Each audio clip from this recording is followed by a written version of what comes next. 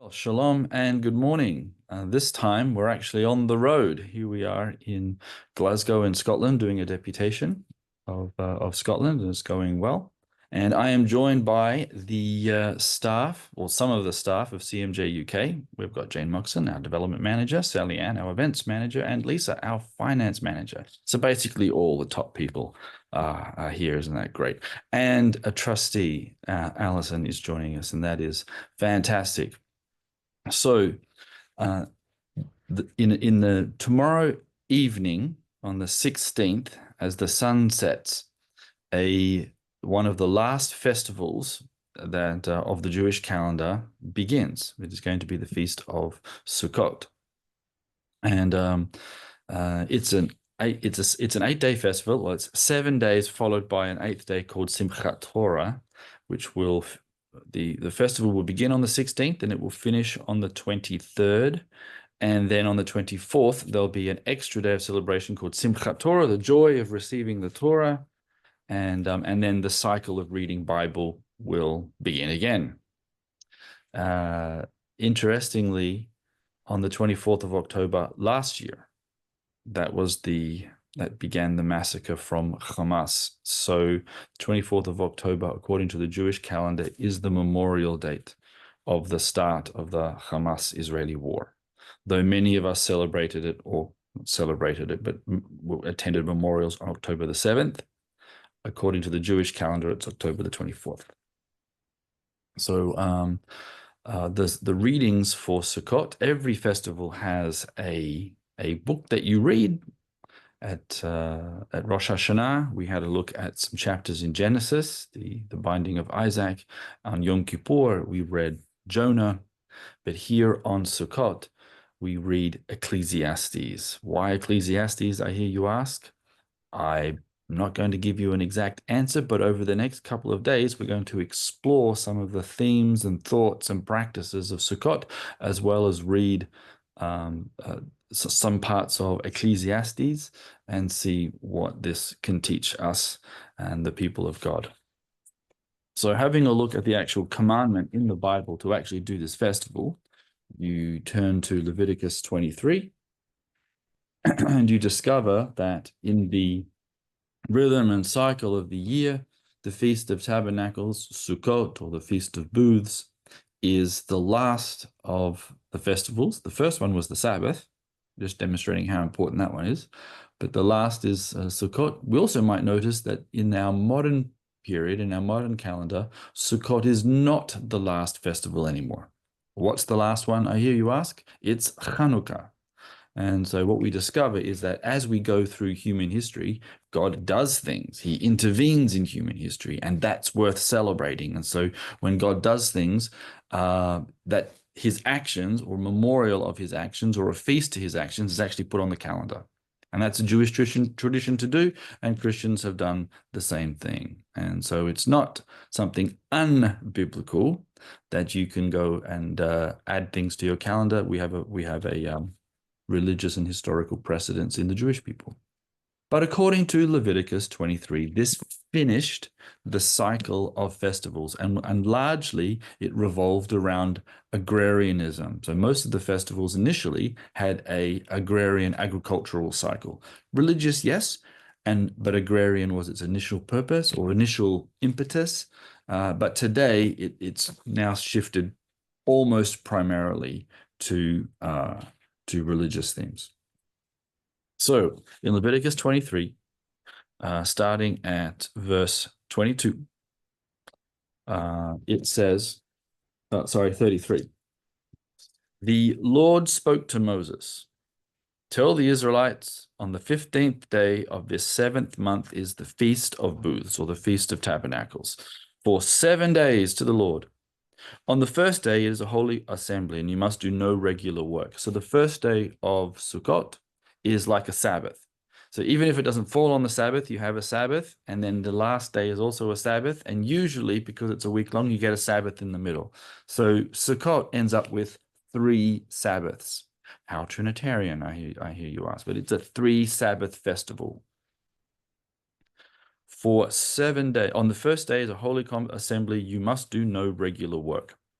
regular work, which means it's not quite like a actual Sabbath in that some things can be done. For 7 days, you must present a gift to the Lord. There are going to be 3 musts in this passage. So Sukkot involves a gift, some sort of presentation. On the eighth day, there will be a holy assembly for you, and you must present a gift to the Lord. It is a solemn assembly, and you must not do any regular work. These are the appointed times of the Lord that you must proclaim as holy assemblies to present a gift to the Lord: burnt offerings, grain offerings, sacrifice, and drink offerings, each day according to its regulation. In the book of Numbers, it will be actually fleshed out exactly what types of sacrifices you bring, and it's really quite involved. Sukkot actually is the festival in which 70 bulls, male cows, will be sacrificed for the nations of the world. Sukkot has actually a universal application in its sense, in that while Passover talks about the exodus of Egypt, it's very specific to the Jewish people and the Gentiles who actually came out of Egypt. Sukkot is a festival for the nations. While Israel is doing it, you're actually sacrificing for the nations as well. Besides the Sabbaths of the Lord and all your gifts, votive offerings, and freewill offerings, which you must give to the Lord. There is as you can see in the text, there is a strong emphasis of returning back to God that which is already his, called gifts. We unfortunately have come to a part of in the life of the church where giving to God is a rarity, but not in the past. In the past, a large portion of your wealth, approximately 30%, ended up being given back to God in one form or another. Okay, it wasn't just you had a 10% tithe. There were lots of other things where you actually gave back to the Lord. Of course, the Lord didn't take it physically. Okay, it was given into the hands of his shepherds, who then used that money to do the business of the tabernacle, and that included taking care of the widows and the orphans. Okay. All right, on the 15th day of the 7th month, when you gather in the produce of the land, here it has its agrarian application. Initially, as you see in Leviticus, this is a harvest festival. And in the church today, many churches are having harvest festivals around this time. Okay, they're choosing which Sunday to do their harvest giving, and a lot of them will then give gifts and send them off to Samaritan's Purse or to food banks or to places that actually will help the needy. And you must celebrate a pilgrim festival to the Lord for 7 days. So this is one of the 3 pilgrim festivals, one where the Lord says, come to me, come be with me. I really desire to be with my people, so come. On the first day, you must take for yourselves branches from majestic trees, which is a very interesting phrase, etz pri hadar, the fruits of majestic trees or splendorous trees. Palm branches of leafy trees or myrtle, and the willow of the brook. And you must rejoice before the Lord your God for 7 days. This is one of the very rare times in the Bible that the Lord overrides your emotions. Usually, the Lord doesn't tell you how you should feel. Usually, it goes something like this. If you're sad, I'll cry with you. If you're happy, I'll laugh with you. If you're mourning, I'll mourn with you.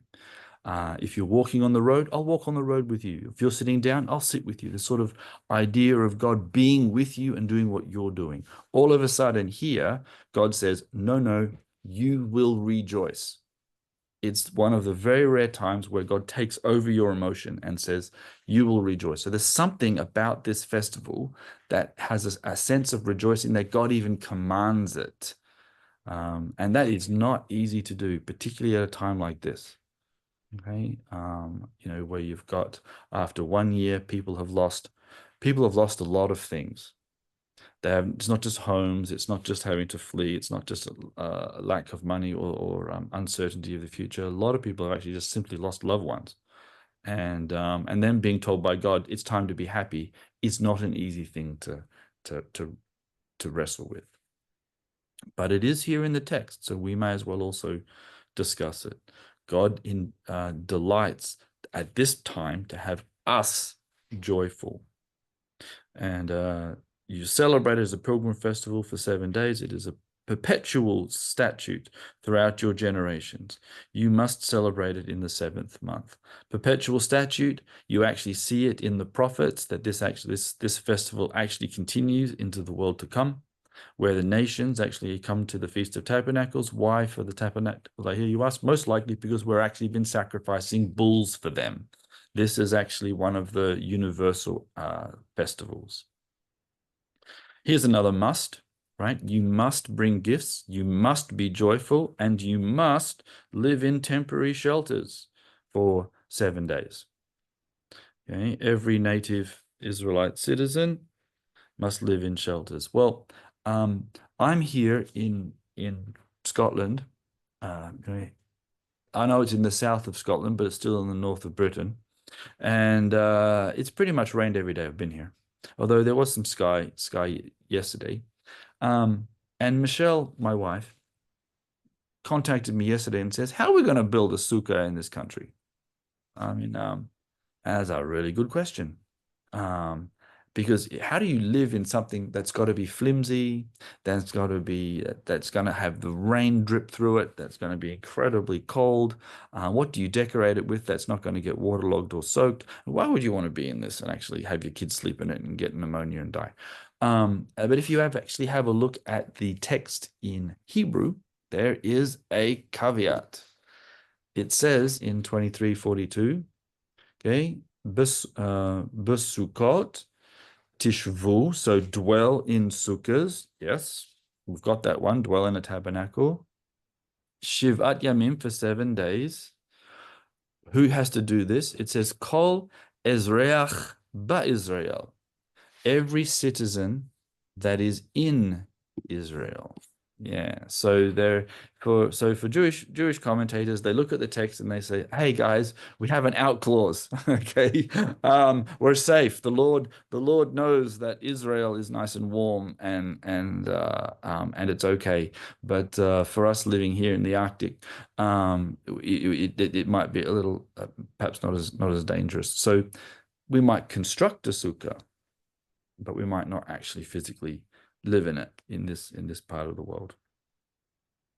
So for the Israelites, for Israelis to this day, they have been building sukkahs since Yom Kippur finished. Literally, probably on the evening that Yom Kippur finished, which would have been Saturday night, would have started building their little sukkah to get it done. They only have a couple of days.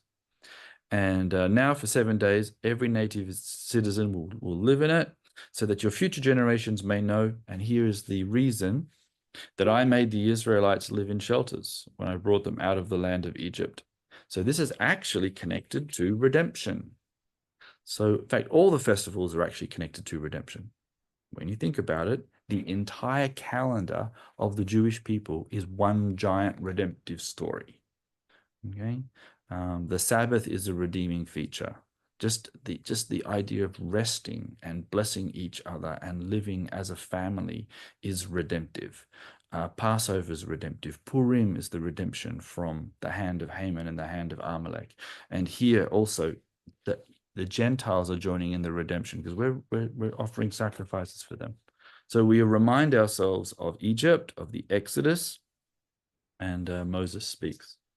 So why gather 4 fruits? Well, actually, it doesn't say etrog, right? Did you notice that? It doesn't say that there's an etrog. That's a tradition. Etz pri hadar, the fruit of a majestic tree. It doesn't say what that fruit is, but today it's a lemon. Okay, it's a rather large lemon, and they're unbelievably expensive. So during these between Yom Kippur and Sukkot, Jewish people, particularly the men, running around buying 3 pieces of plants and 1 lemon. And most of these lemons are actually not grown in Israel, by the way. Most of these lemons are actually grown in Greece and Italy and on the coast of Albania and places like that, in Croatia. Beautiful, beautiful lemons. And I do remember the Prime Minister of Israel standing up one day at a conference, and he picked up an etrog and he said to everybody, this etrog cost me 400 shekels. I don't know whether I'm religious or stupid. Okay, because it's a lemon. But what's so good about that thing? It doesn't tell us why. It just says this is what you'll take. There's no explanation. God could have given an explanation. He gives an explanation as to why you build a booth. It's to remind you of Egypt. It's part of a redemptive story. He tells you why you need to bring your gifts, because he gives you lots of gifts. Come and be with me. Okay, so you get that. He doesn't tell us why we have to be joyful, and he doesn't tell us why we have to gather these plants. So what do the Jewish sages do? They read the Bible with a fine-tooth comb. They look at the material that's sitting in front of them, and they notice that out of these 4 things, each of them has characteristics of either a taste or a smell, but only the lemon has both. So they wonder why there's something about that. Now, in also exegetical Jewish tradition, numbers are really important. So 4s are important, 7s are important, 10s are important, 12s are important. These 40s are important. All these kind of things are quite important. 1,000 is pretty important. And they will, as part of their exegetical tradition, they will say that there are 4 types of disciples. There is a disciple who hears the words of his teacher and puts them into practice really quickly. There's the disciple who hears the words of his teacher, but he's really slow to learn, but he's really quick to forget. So he's not a very good guy. Other students are really quick to learn, but really quick to forget. So he's just as bad as the slow guy. There's one student who is quick to learn and really slow to forget. And he's a really good student because he catches what God is trying to say to him, quickly puts it into practice, and he keeps doing it, and he kind of slows down later, but it takes him a lot of time. Notice in the parable of the soils, the farmer, there are 4 soils. Where the farmer goes out and spreads his seed on the soil, there are 4 different types of soils, which also represent 4 different types of disciples. So that idea, that motive, was actually running around in the 1st century. So Jewish sages have looked at these plants and have said, this actually represents us. This actually represents the 4 types of disciples, or the 4 types of soils, the 4 types of hearts that are available to the Lord. So you take your 3 branches of the palm branch, the willow, and the myrtle, and you bind them together. You tie them together and you hold them in one hand. And you take the etrog in your other hand. And these 3 represent the disciples you don't really want to be. The disciples who are slow to learn, but they just forget all the time and never put the words of God into practice. What does Yeshua say? Blessed is he who hears my words and does them, right? The wise man who is the one who builds his house on the rock. What's the rock?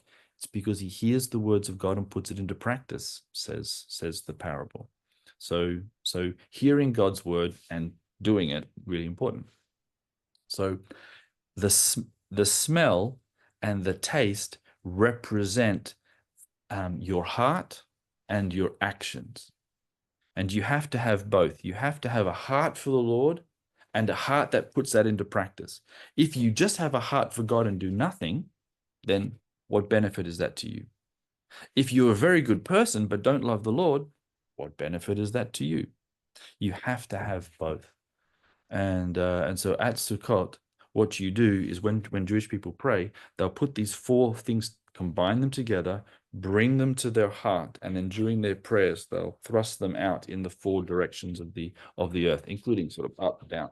And as the prayer is being prayed, Basically, what they're trying to say is Lord, make me like a lemon. I know that sounds really strange to say. Make me the disciple that hears your words, loves it, puts it on my heart, and then in adoration and also powered by your spirit, puts it into practice. And so they'll walk around during the week sniffing a lemon, okay? Because you worship God by your smell. You worship God with all of your senses. That's why incense is in the Bible. You worship God with your eyes, taste, hearing, singing, but you also worship him with the sense of smell. And so it becomes important in this festival, walking around, smelling a lemon and going, I will be the disciple that will hear the words of Jesus, and I'll put his words into practice. So that's the basis of what we're doing around Sukkot. And then it's supposed to be a joyful festival. So the reading that we read for Sukkot is Ecclesiastes. Okay. And you go, what possessed you guys to assign that reading for this festival? Ecclesiastes. In Hebrew, it's called Kohelet. And you get that from the very first sentence. It says, Divrei Kohelet, the words of the Kohelet. Now you got to figure out what is a Kohelet, because that word only appears in the book of Ecclesiastes. Okay, it comes from the verb kahal, which means to assemble, like where we get the word kehilah from. And this is the reason why the book in Greek is called Ecclesiasticus, the assembly. Like, what do you call the church in Greek? Ecclesia. So literally, this is the book of churches. Okay, if you wanted to go literal, but it's Kohelet in Hebrew, and the verb is kahal. Who is the kahal? Who is the assembly? Well, obviously that's us. Who is the Kohelet? Well, it's a very rare word. It's also in the feminine form. So people have been struggling to go, who is this female dude who's running around, leading the church or leading the community? And but in Hebrew, when you have feminine forms of a male figure, it means actually it's a title. Okay. And that's why some of your translations will probably say the words of the teacher or the words of the preacher. Is that what you have in your translations, perhaps? Okay, that's because the translators have come along and gone, okay, this is a feminine form of a masculine figure, so it is most likely a title. And so he seems to be the leader of the assembly. Somebody has gathered the community together to give them words of wisdom. The rest of the epitaph finishes with, it is the son of David, the king of Jerusalem. So who's the son of David, king of Jerusalem? Solomon. And so traditionally, this book is ascribed to Solomon, although it doesn't literally say that, because all of the kings of Israel would have been sons of David, okay, by one form or another, up until the last ones. Even Jesus is a son of David, right?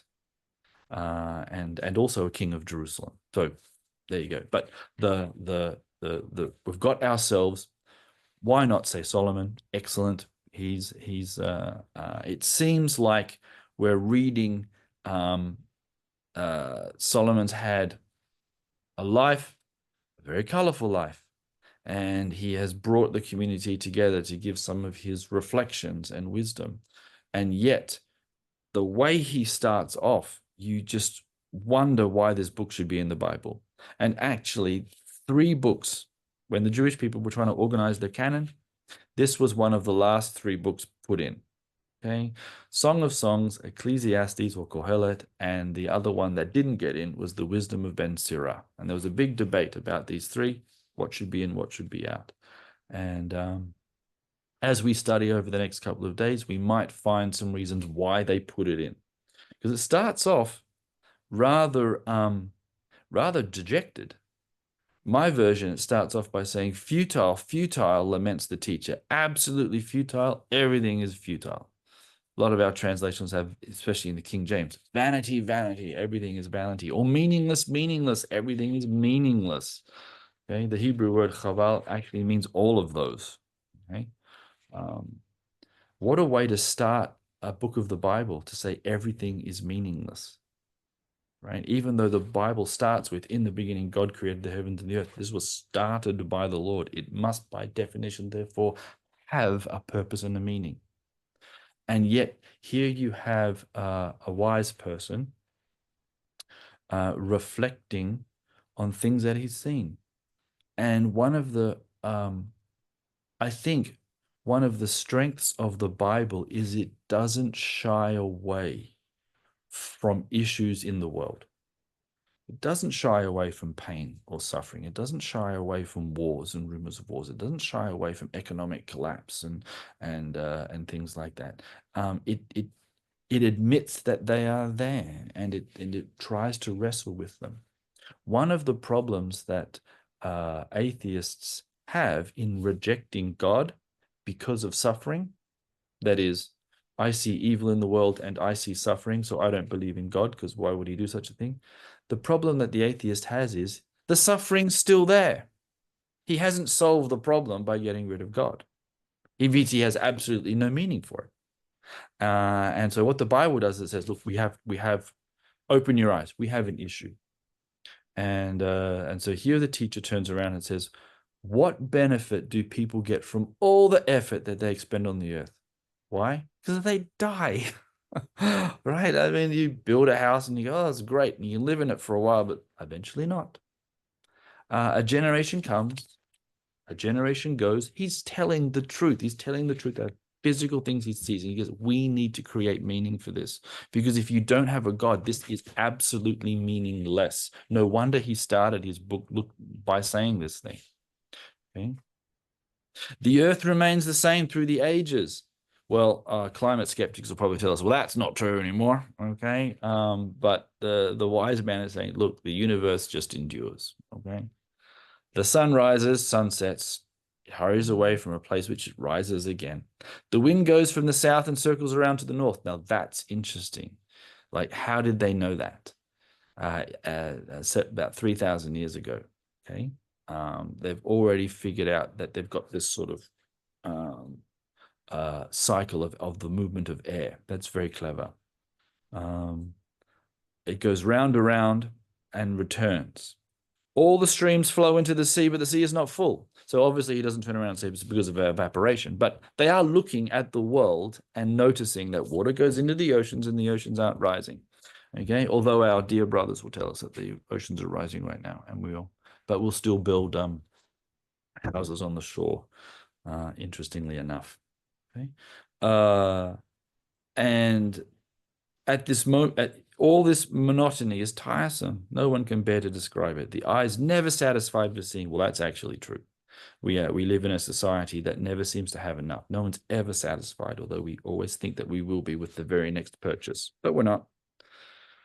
The ear is never content with hearing. We always want to hear more. So what exists now will always be? Well, maybe, but maybe not. And what has been done is what will be done. And there is nothing truly new on the earth. That's an interesting thing to say. There's nothing truly new under the sun. That's a phrase that many of us will reflect on, that when we discover a new evil, we find it's probably just as similar as the old evil. We find a new good, well, it actually is inherently looking a bit more like the old good. Is there anything about which something can say, look, this is new? It's already been done long ago, before our time. No one remembers the former events, nor will anyone remember the events that are yet to happen. They will not be remembered by the future generations. So the Ecclesiastes starts off by talking some very hard truths to the community, and as you go through the next 12 chapters, he's going to be reflecting on it, and the way he oscillates between quite what might look like despair, but also gives meaningless, actually, some sense of meaning. It's quite good. So I asked a rabbi once, why do we read Ecclesiastes? Why do we read Kohelet at a time of rejoicing? And he just said, balance. Okay, our society needs some balance. Sometimes we think that, okay, I believe in Jesus and everything is good. That's true. But at the same time, I believe in Jesus and bad things still happen. And we need to come to grips with that. We need to be able to understand that the Lord is king of both the good and the bad. And he's in both situations and has never actually left this world. And this world and everything that we see in it does indeed have a meaning. And that meaning is a bright and purposeful future. There will be a great sunrise on the way. And I think that's going to be good news. All right. Thank you very much for listening. We will pick this up again tomorrow in the book of Kohelet. I look forward to seeing you tomorrow.